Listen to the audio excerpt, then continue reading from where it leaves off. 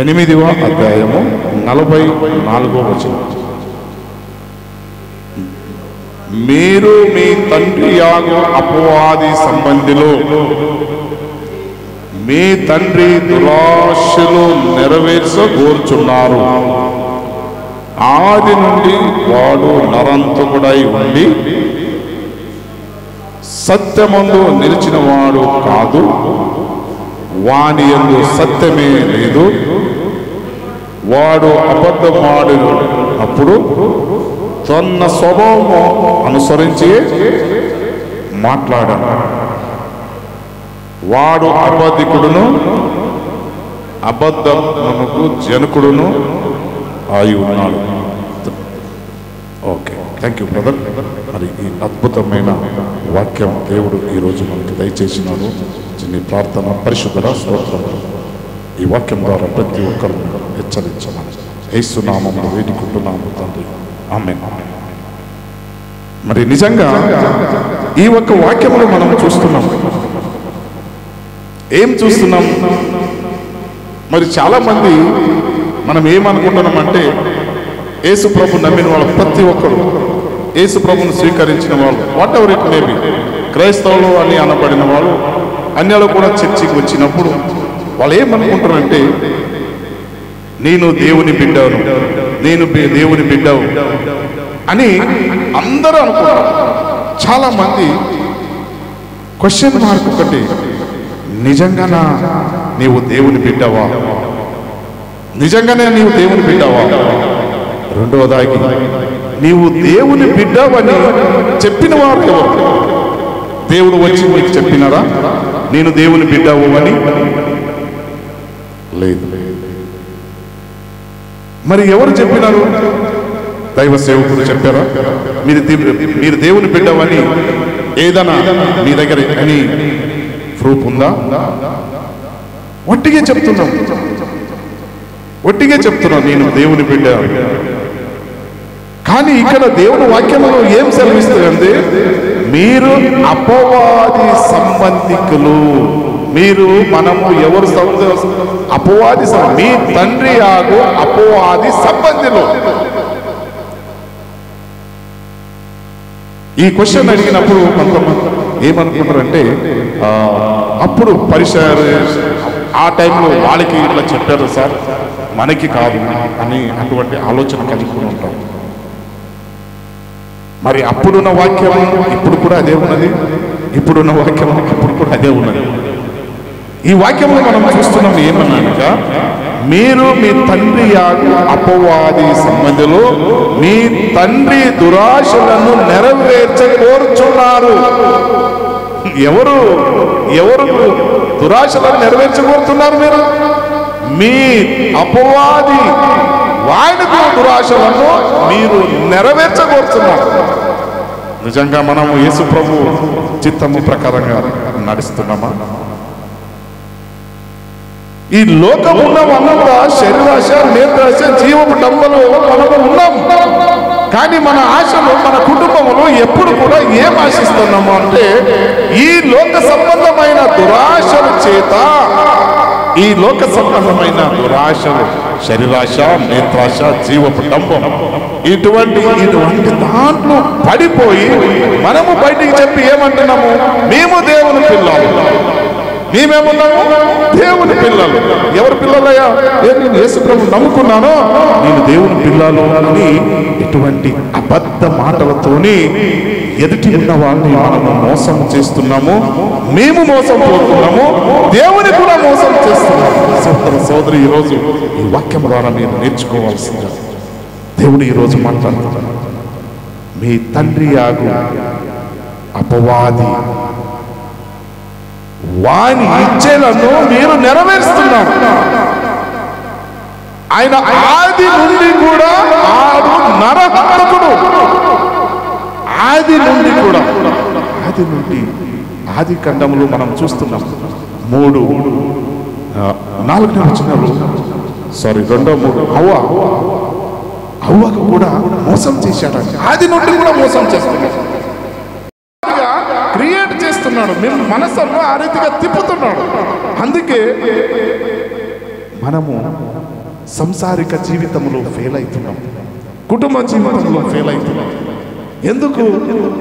ఎందుకని ఈ ఒక్క చాప్టర్లో మనం చూస్తున్నాము. ఆయన మొదటి నుంచి కూడా ఆది నుండినే ఆయన నరంతుడగా అయి ఉన్నాడు. ఆయన ఆది నుండినే నరంతకుడు. ఆది నుండి వాడు నరంతకుడై ఉండి వాని యందు సత్యమందు నిలిచిన వాడు కాదు. ఆయన సత్యమందు నిలిచేవాడు కాదు, ఎప్పుడు అబద్ధమే చెప్తాడు. సహోదరి, ఈరోజు కుటుంబంలో ఎన్నో రీతిగా అబద్ధ మాటల ద్వారా కుటుంబము చిందరబందరం అవుతుంది. వాడు ఆది నుంచి కూడా నరంతకుడే. ఆయన ఆది నుంచి కూడా సత్యం అనేది లేదే లేదు. వాని యందు సత్యమే లేదు. వాడు అబద్ధికుడు. సత్యము ఆయనలో లేదు కాబట్టి వాడు సత్యమందు నిలిచిన వాడు కాదు. ఆయన సత్యమందు నిలిచిన వాడు కాదు కాబట్టి వాని యందు సత్యమే లేదు. వాడు అబద్ధికుడు, అబద్ధముకు జనకుడు అని మనం సత్యంలో చూస్తున్నాం. వాడు ఎలాగా చేస్తాడంటే వాని స్వభావం, వాడు సత్యం ఆడినప్పుడు తన స్వభావం అనుసరించి ఏం మాట్లాడతాడు. అబద్ధం ఆడినప్పుడు వాని స్వభావం అనుసరించి ఏం మాట్లాడతాడు. ఫర్ ఎగ్జాంపుల్ నేను చెప్తున్నాను, ఒక రాజకీయ వ్యక్తి వచ్చాడు.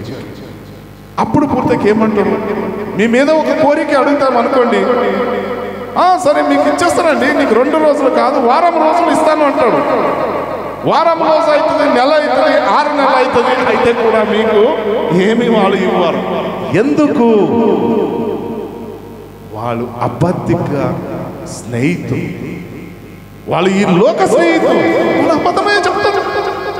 మరి వాళ్ళక మీరెందుకు అబద్ధం చెప్తారు? ఎప్పుడు మనం అబద్ధం చెప్తే అది అబద్ధిక సైతానం పిల్లలని మీరు గుర్తించుకోవాలి.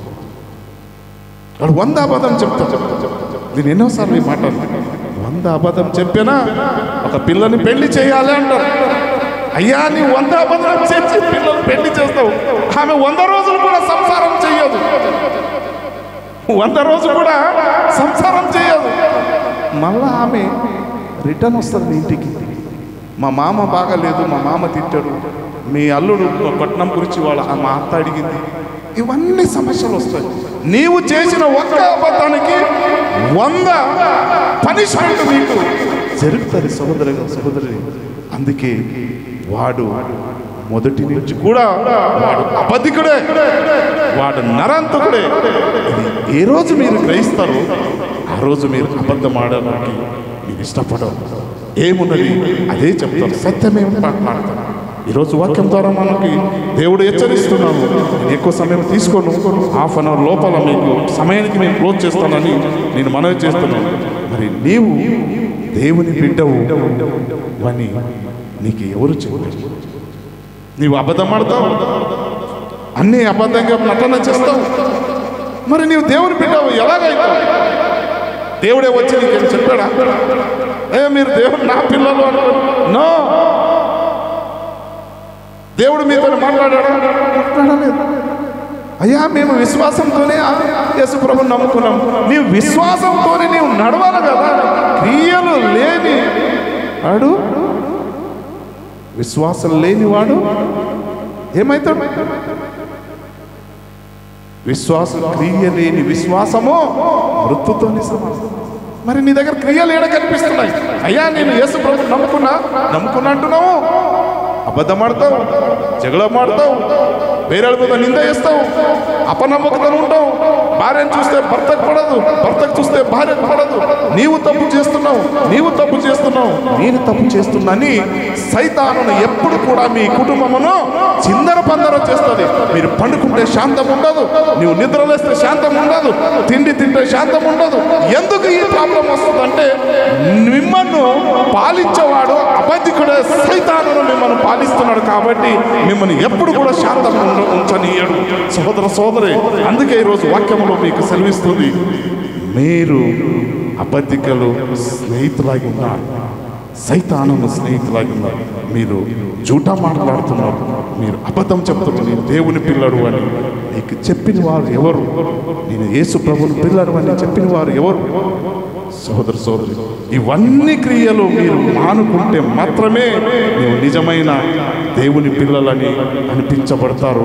లేకపోతే మీరు అన్నని మీ నరకానికి వెళ్తారని ఈరోజు దేవుని వాక్యంలో మనకి సెలవిస్తుంది. యోహాను చాప్టర్ 4:24 మనం చూస్తున్నాం.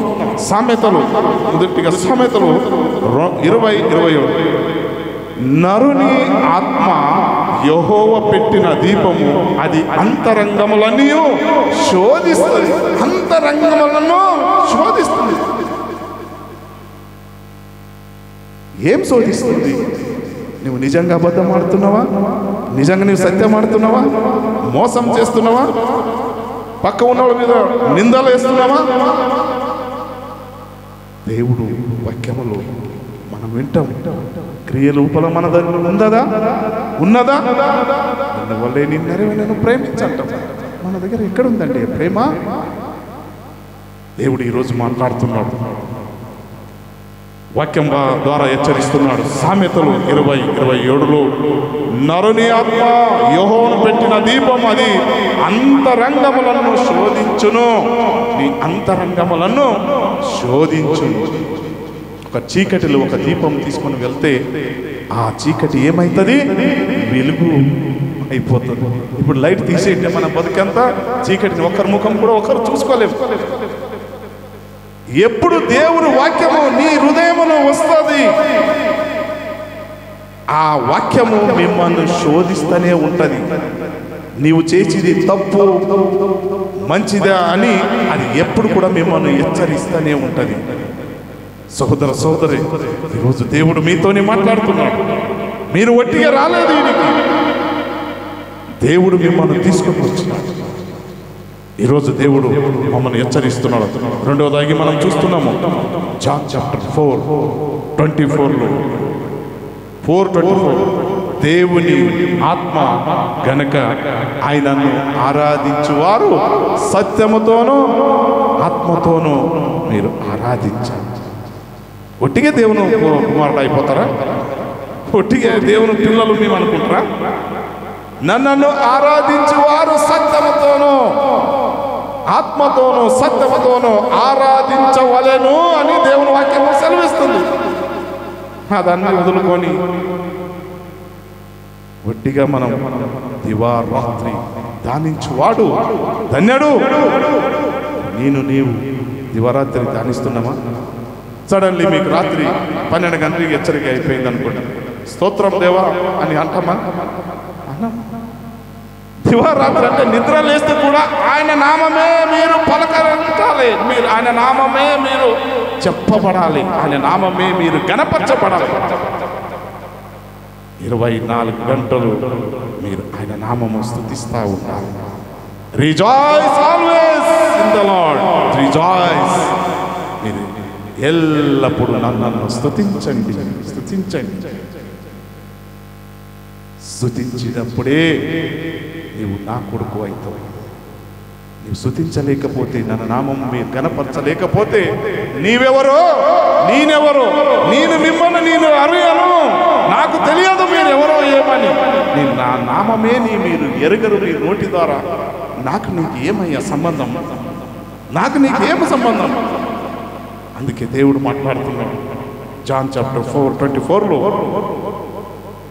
ఏం మాట్లాడుతున్నాడు? దివారాత్రి ధ్యానించువాడు ధన్యుడు. దివారాత్రి మరి దేవుని వాక్యంలో యోహాను 4:20 దేవుని ఆత్మ కనుక ఆయనను ఆరాధించువారు ఆత్మతోనూ సత్యంతోనూ ఆరాధించవలనని దేవుని వాక్యంలో మనకు సెలవిస్తుంది. మరి అదే రీతిగా మనం 1 జాన్ 3:9లో మనం చూస్తున్నాం. దేవుని మూలంగా పుట్టిన ప్రతి వానిలో ఆయన బీజము నిల్చు కనుక వాడు పాపం చేయడు. వాడు దేవుని మూలంగా పుట్టిన వాడు కనుక పాపము చెయ్యజాలడు. మరి పాపం ఎందుకు చేయజాలడు? నీవు దేవుని మూలంగా పుట్టితే నీ విత్తనాలు, నీ బీజాలు, ఇప్పుడు మంచి విత్తనాలు మంచి భూమిలో వేస్తే మంచి ఫలమే పండుతాయి. మరి మీ విత్తనం ఎటువంటిది ఉంది? నీ నీ ఫలము రావాలంటే మీరు ఎటువంటి విత్తనాలు మీరు సెలెక్ట్ చేసుకుంటున్నారు? బీజాలు మంచి విత్తనాలు విత్తితే మంచి ఫలమే ఇస్తారు. సోదర సోదరి, ఆ విత్తనాలు దేవుని వాక్యం అనే విత్తనాలు మీలో ఉన్నదా లేదా అది పరీక్షించండి. దేవుడు ఏ రోజన మిమ్మల్ని పిలువచ్చు, ఈ నైట్ అన్న పిలవచ్చు. నా కుమారుడా, నా గురించి నువ్వు ఏం చేసినావు? నువ్వేం చేసినావు? నీకు కన్ను ఇచ్చిన, ముక్కు ఇచ్చిన, శరీరం ఇచ్చిన, అన్ని అవయవులు నీకు అందంగా చేర్చిన, కానీ నా గురించి నువ్వు ఏం చేసినావు? నీకు ఆస్తి ఇచ్చిన, అంతస్తు ఇచ్చిన, నా గురించి నువ్వు ఏం చేసినావు? తిన్నావు, తిరిగినావు, నిద్రపోయినావు. ఇదేనా? తిన్నాము, పని చేసినాము, నిద్రపోయినాము. ఇదేనా మన జీవితం? అట్లా ఉన్నప్పుడు నీవు ఎవరు కుమారుడు అవుతావు? అదే నీ కొడుకు తిని తాగి మంది రోడ్డు మీద తిరిగితే ఎవడని కొడితే నా కొడుకు అంటనా? వాడు నా కొడుకే కాదు, నా వంశంగా పుట్టినవాడే కాదు అని ఎంత ధైర్యంగా మనం చెప్తాం సమాజం. వాడేమన్నా దొంగతనం చేసి పట్టుబడినప్పుడు మనం ఏమంటాం? మా కొడుకుకే మన కొడుకు కాదు అంటాం. అంటామా సోదర సోదరు? ఒక బిడ్డ ఒక తప్పు పని చేస్తే నీవు పుట్టకూడదు, నేను చావాలి అంటాం. నీవు నా కడుపులో పుట్టినావు, నేను పాపం చేసినాను, నా కడుపులో పుట్టినందుకు నేను బాధపడుతున్నాను అని తండ్రులు వాళ్ళు బాధపడతారు. మరి దేవుడు నీ గురించి బాధపడడా? నా పేరు చెప్పుకొని మీరు తిరుగుతున్నారు, నాకు ఐఆమ్ షేమ్ ఫర్ యూ అంటారు. మిమ్మల్ని చూసి నేను చాలా దుఃఖిస్తున్నాను, షేమ్ అవుతున్నాను. అందుకోసం సహోదరులు, ఒట్టిగే నా కుమారుడు, నా తండ్రి అని మీరు పలుకోవద్దు. వాక్యములు మనకి సెలవిస్తుంది, మీరు మీ తండ్రి అపవాది సంబంధులు మీ తండ్రి దురాశలను నెరవేర్చగలుగుతున్నారు. మీ తండ్రి అపవాది దురాశలను మీరు నెరవేరుస్తున్నారు. ఆయన ఆశలు ఎడవద్దు. ఆయన ఆశ యేసు ప్రభు ఆశ ఏమన్నది? తండ్రి అన్న దేవుని ప్రభు ఆశ ఏముంది? నిన్ను వల్ల నేను నెరవేరు ప్రేమించు, ఉన్న దాంట్లో నీవు ఇతరులకి సహాయం చేయి, లేని వాళ్ళకి సహాయం చేయి, నా వాక్యమును ప్రకటించు, సువార్తను ప్రకటించు, నా నామమును అన్యజనులకి ప్రకటించు. ఈ బోధ తన శిష్యునికి వెళ్ళారు, మీరు సర్వలోకానికి వెళ్ళి సర్వ సృష్టికి సువార్తను ప్రకటించండి, నమ్మిన వారికి తండ్రి కుమార పరిశుద్ధాత్మ నామములో బాప్టిజం ఇవ్వండి. ఇస్తే అప్పుడే వాడు నిజమైన నా కుమారుడు అవుతాడు. మీరు ఒట్టిగా పోయి నా కుమారుడు, నేను యేసు ప్రభు కుమారుడు, నా యేసు ప్రభు కుమారుడు ఎవరు చెప్పారు? యేసు ప్రభు కుమారుడు. దేవుడు మీతో మాట్లాడా? లేదే. సోదర సోదరి, ఈరోజు నీ వాక్యం ద్వారా మిమ్మల్ని హెచ్చరిస్తున్నాడు దేవుడు మాట్లాడుతున్నాడు. మీరు మంచి ఫలము, మంచి విత్తనాలు భూమిలో వేస్తే మంచి ఫలమే దొరుకుతాయి. మరి ఈరోజు దేవుడు మాట్లాడుతున్నాడు, దేవుని మూలంగా పుట్టిన ప్రతి వానిలో ఆయన బీజము నిల్చును గనక వాడు పాపము చెయ్యవాడు. ఆయన పాపము చేయవాడు, దేవుని మూలంగా పుట్టినవాడు గనక పాపము చెయ్యజాలడు. ఎవరు యేసు ప్రభువును నమ్మి దీక్షా స్నానం పొంది ఉంటారు, వారు పాప చేయడానికి ముందుకు వెళ్ళరు, భయపడతారు. తప్పే అంటారు, మంచిది ఒప్పు వారు భయపడతారు. అందరూ భయపడరు, అందరూ చెప్తారు యేసు ప్రభువును నమ్ముకున్నామని అందరూ చెప్తారు. సత్యము తెలియదు ముందు వారికి. ఆ సత్యము తెలిసినప్పుడే వాళ్ళు ఆటోమేటిక్గా వాళ్ళు మాట్లాడతారు, నిజము చెప్తారు. సోదరు ఈరోజు దేవుడు నీతోని నాతోని మాట్లాడుతున్నాడు. మరి సమయం పరిగెత్తనుంది. 1 John 5:8 దేవుని మూలంగా పుట్టి ఉన్నవాడు వాడును పాపము చేయడని ఎరుగుదము. దేవుని మూలముగా పుట్టినవాడు తన భద్రము చేసుకున్నను గనక దుష్టుడు వాని ముట్టడు. ఎవరు దేవుని మూలంగా పుట్టినవాడు ఉంటాడు, దుష్టుడు కూడా మిమ్మల్ని ముట్టడు. సైతానులో ఉంటే కూడా ఎవడన కానీ ప్రపంచంలో ఎంత మేధమైన కానీ అని ముట్టడానికి కూడా ఆయనకు శక్తి ఉండదు. ఎందుకు? నీవు దేవుని పిల్లలుగా ఉన్నావు కాబట్టి. నిన్ను ముట్టుకొంత ధైర్యము ప్రపంచంలో ఎవరికి కూడా లేదు. యేసునామములో మిమ్మల్ని ఒకటి మీరు అవును అంటే అవును, కాదంటే కాదు, ఈ రెండే ఉండాలని దేవుని వాక్యంలో సెలవిస్తుంది. ఈరోజు దేవుడు మీతోని నాతోని మాట్లాడుతున్నాడు. యోహాను చాప్టర్లో మనం చూస్తున్నాము, దేవుని వాక్యంలో అనేక మర్మాలు మనం చూస్తున్నాము. మరి ఎఫెసీ చాప్టర్ 2:1 మనం చూస్తున్నాం, మీ అపరాధముల చేతను పాపముల చేతను మీరు చచ్చిన వారై ఉండగా ఆయన మిమ్మల్ని క్రీస్తుతో కూడా బ్రతికించెను. మీరు అపరాధముల చేతను పాపముల చేతను సచ్చివారాయి ఉండి మిమ్మల్ని ఆయన క్రీస్తుతో బ్రతికించెను. మరి మన క్రైస్తవులకి విశ్వాసం ఉంది కదా.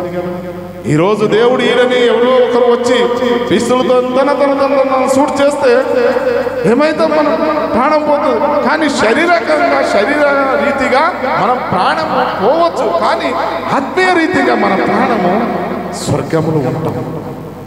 ఆ విశ్వాసం మీకుందా?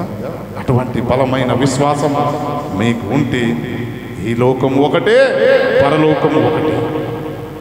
When you are thinking ఈ వరల్డ్ పరలోకం ఒకటే అని తెలుసుకున్నప్పుడు ఇక్కడ ఏమి జరుగుతుందో అక్కడికి కూడా అదే జరుగుతుంది అనుకున్నప్పుడే మనం దేవుని యందు భయభక్తి కలిగి ఉంటాం. దేవుని వాక్యంలో మనకు సెలవిస్తుంది. ఈరోజు దేవుడు మాట్లాడుతున్నాడు. మరి ఈ చాప్టర్ ఎఫెసీయులు 2:1 ఈ అపరాధముల చేతను పాపముల చేతను మీరు చచ్చిన వారై ఆయన మిమ్మల్ని క్రీస్తుతో కూడా బతికించాడు. ఎన్నోసార్లు మాటల ద్వారా, చూపుల ద్వారా, ఆలోచన ద్వారా, నడకల ద్వారా మనకు తెలుసో తెలియకో తప్పులు చేస్తూ ఉంటాం. దేవునికి తెలుసు. తండ్రికి కొడుకు ఏమి చేస్తాడు, ఆయన బలహీనత ఏమున్నది తండ్రికి తెలుసు. మన బలహీనత ఏమున్నదని తండ్రికి కూడా తెలుసు. మనం అనుకుంటున్నాం ఆయనకేం తెలుసు అంటే ప్రతి ఒక్క నరనాడిలు కూడా యేసు ప్రభు దేవుడైన యెహోవాకు తెలుసు. నీ ఎంటికలు కూడా కింద పడాలంటే కూడా ఆయన పర్మిషన్ కావాలి. నీ ఎంటికలు ఎన్ని ఉన్నాయో అవన్నీ ఆయనకు తెలుసు. సైతాను అంటుంది, అయ్యా వాళ్ళు ఏం చెప్తారు చెప్పుకోనయ్యా, వాళ్ళు చెప్పేది చెప్పండి, నీవు మాత్రము వినొద్దు, నీవు నా మాటలు ఆలకించొద్దు. సైతానికి ఒకటే, ఆయన చెప్తే చెప్పని. సైతాను దాని చెవులు కూడా ఆయన వాక్యమను వెళ్ళడానికి కూడా ఇంట్రెస్ట్ ఉండడు.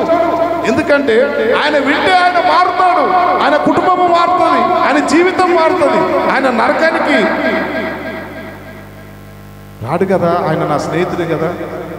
ఎందుకంటే ఈయన నా చిత్తమని నెరవేరుస్తున్నాడు, దేవుని చిత్తం నెరవేర్స్తలేదు. మీ తండ్రి ఆగ అపవాది ఆయన పనిలే మీరు చేస్తున్నారు కాబట్టి మీ గురించి ఆయన ఆలోచన చేస్తున్నాడు. సోదరి ఈరోజు దేవుడు మాట్లాడుతున్నాడు.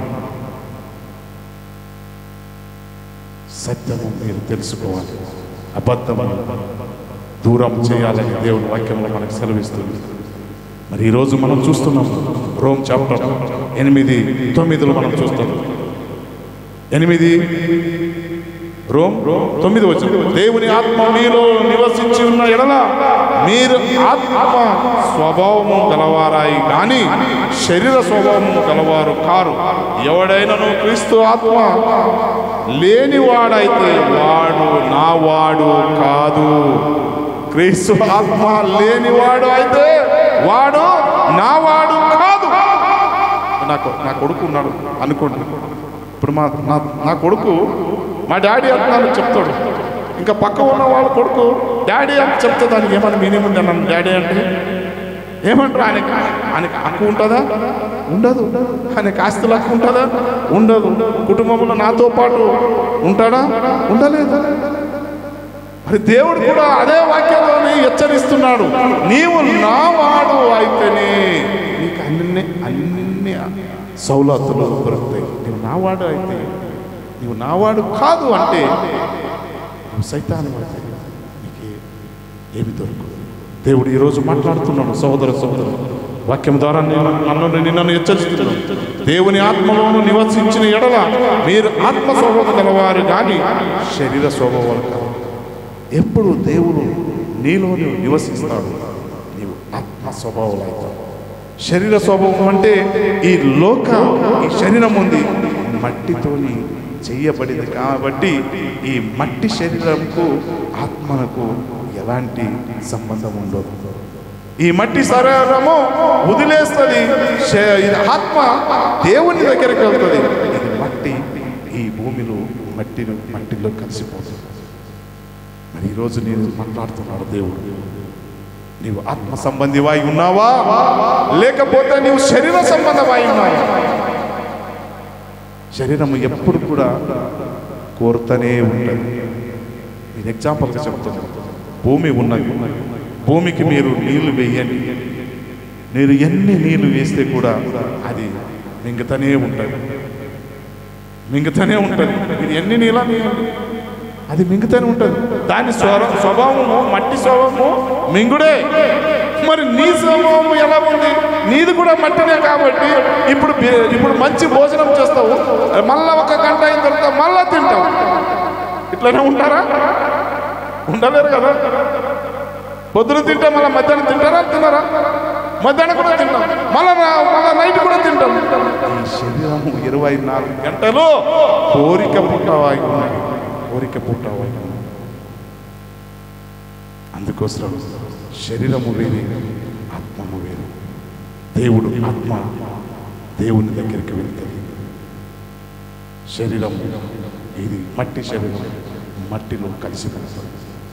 సహోదరి మీరు సత్యము తెలుసుకోవాలన్నదే నా ఆశ. మీ లోకరీతిగా ఉండకూడదు.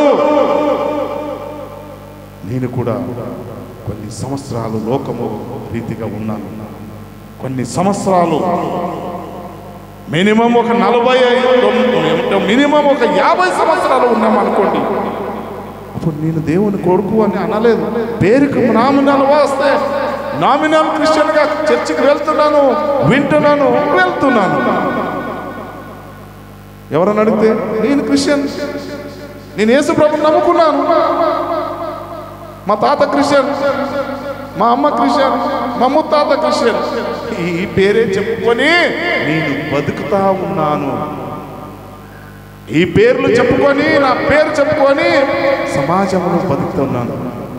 పబ్లిక్ ముందు నేనేమన్నాను? నీవు దేవుని కుమారుడువా? అవును, నేను దేవుని కుమారుడు. దేవుడు అడుగుతున్నాడు, ఏడున్నావయ్యా నీవు దేవుని కుమారుడు, ఏడున్నావు? అప్పుడు కూడా నీవు అబద్ధమే చెప్పావు. సహోదరి ఈరోజు మాట్లాడుతున్నాడు దేవుడు. ఈరోజు వాక్యం ద్వారా మిమ్మల్ని హెచ్చరిస్తున్నాడు. సమయం అయిపోయింది కాబట్టి నేను చెప్తాను. దేవుని వాక్యంలో సెలవిస్తుంది 1 కొరింథీయులకు 3:16 మీరు దేవుని ఆలయమై ఉన్నారని, దేవుని ఆత్మ మీలో నివసించున్నదని మీరు ఎరుగరా? మీ హృదయం దేవుని ఆలయమై ఉన్నదని మీరు ఎరగరా? అయ్యా నేను చెప్పేది చెప్పు, మేము విన్నది వింటాం. ఏదో 1 గంట సంఘానికి వస్తున్నాము, వింటున్నాము, పొద్దునగానే మన పని మనమే చేస్తూనే ఉంటాం. సోదరే ఈరోజు రేపు నిన్ను నీ ప్రాణం అడిగితే నీవు ఎక్కడికి వెళ్తావు? నీవు రోజు 70 సంవత్సరాలు, 60 సంవత్సరాలు, 50 సంవత్సరాలు నీవు సంఘానికి వెళ్ళినావు. అక్కడ ఎక్కడికి వెళ్తావు? అగ్ని ఆరదు, పురుగు చావదు. నీ నడే, నీ నుడి, నీ క్రియలు దేవునికి మెచ్చికకరంగా ఉండాలి. నువ్వు మనిషినే మెచ్చిస్తలేదంటే నీకు దేవునికి ఆడ మెచ్చిస్తావు. అబద్ధం మాట్లాడుతున్నావు, నీవు అబద్ధం ఉన్నావు. నీవు నిద్రపోతున్నావు, నీ జీవితంలో నిద్రతోనే గడుపుతున్నావు, కానీ సత్యము తెలుసుకుంటా లేదు. ఏ రోజు మీరు సత్యము తెలుసుకుంటారో ఆ రోజు నిద్రతో నీ మెలకు వస్తుంది. ఆ మెలకు వచ్చినప్పుడు సత్య దేవుడు మీతోని మాట్లాడతాడు. అప్పుడు వరకు దేవుడు కూడా మీతోని మాట్లాడాడు. ఎందుకంటే మీరు నిద్రలో ఉన్నారు. మీరు ఎన్ని రోజులు నిద్రలో ఉంటారు, దేవుడు మీకు మాట్లాడతాడు. అయ్యా నీవు ఇంకా ఎన్ని రోజులు నిద్రని మేలుకుంటున్నావు, నీవు ఇంకా ఎన్ని రోజులు మేలుకుంటావు? నీవు 50 సంవత్సరాలు వచ్చినావు, 60 సంవత్సరాలు వచ్చినావు, 70 సంవత్సరాలు వచ్చినావు. ఇంకా నీవు నీ మూఢత్వము, నీ బుద్ధిహీనత ఏమున్నది? నేను యేసు ప్రభువును నమ్ముకున్నాను, నేను స్వర్గానికి వెళ్తాను అంటున్నావు. అవివేకంగా మాట్లాడుతున్నాము మనం అనేక సార్లు. నీవు యేసు ప్రభువుని ఏమి నమ్ముకున్నావయ్యా? నువ్వు ఏం పని చేసినావు? నీవు దేవుని గురించి ఏదైనా ఒక పని అయినా చేసినావా?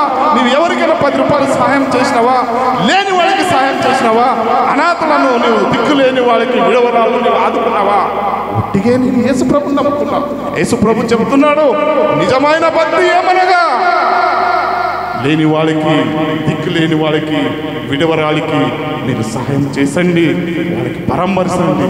అప్పుడే మీది నిజమైన భక్తి. ఒట్టిగే భక్తి, ఒట్టిగే ఆచారాలు, ఒట్టిగే.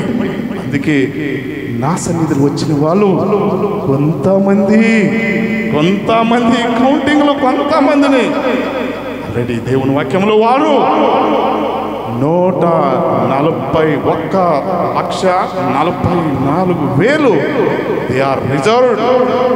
వాళ్ళు రిజర్వ్ చేసుకుంటున్నారు. కానీ నేను వాళ్ళతో పోని వెళ్ళడానికి రిజర్వ్ చేసుకుంటున్నావా? నీవు ఒక బొంబాయికి వెళ్ళాలి, ఒక ప్రయాణం వెళ్ళాలి అంటే నువ్వు ముందు రిజర్వ్ చేసుకోవాలి. నువ్వు రిజర్వ్ చేసుకుంటేనే నీకు సీటు దొరుకుతుంది. పరలోకంలో రిజర్వ్ ఎప్పుడు చేసుకుంటారు? ఇంకా ఎప్పుడు చేసుకుంటారు? పిల్లలు అయిపోయారు, పిల్లలు పెళ్ళి అయిపోయింది, మనుమరులు అయిపోయారు, మనుమరులు కూడా పెళ్ళి అవుతుంది రేపు రాబోయే రోజులు. ఇంకా మీరు రిజర్వ్ చేసుకోలేకపోతే మీ జీవితము అగ్ని ఆరదు, పురుగు సావదు. మరి జాగ్రత్త సోదర సోదరి. ఈరోజు నేను మాట్లాడతలేదు, దేవుడు మీతోని మాట్లాడుతున్నాడు. మరి దేవుని వాక్యంలో సెలవిస్తుంది. అది ఖండము 7వ అధ్యాయంలో అక్కడ చూస్తున్నాం. నోహాను కూడా ఏం చేశాడు? నావే తయారు చేశాడు. ఎన్ని సంవత్సరాలు? 120 సంవత్సరాలు ఆయన నావే షిప్ తయారు చేశాడు. అనేక మంది అడుగుతున్నారు, అయ్యా ఎందుకు చేస్తున్నావు పిచ్చోడా, ఎందుకు చేస్తున్నావు అంటే వాళ్ళు, అయ్యా రాబోయే రోజులు జలప్రళయము వస్తుంది, మీరు జాగ్రత్తగా ఉండండి.